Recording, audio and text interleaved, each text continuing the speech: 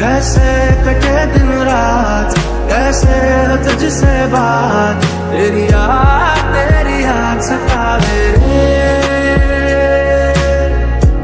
আমি বাড়ি থেকে পালিয়ে আসছি। পালিয়ে পালিয়ে আসছেন কেন? সেই কথা না হয় পরে বলি। আপনার বুকে ব্যথা কমেছে? বুকে এক মিনিট, হ্যাঁ?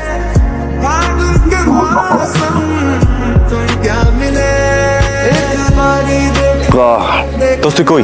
বাসায় ঘুমাই। শুনে তো পালাই চলে আসছে।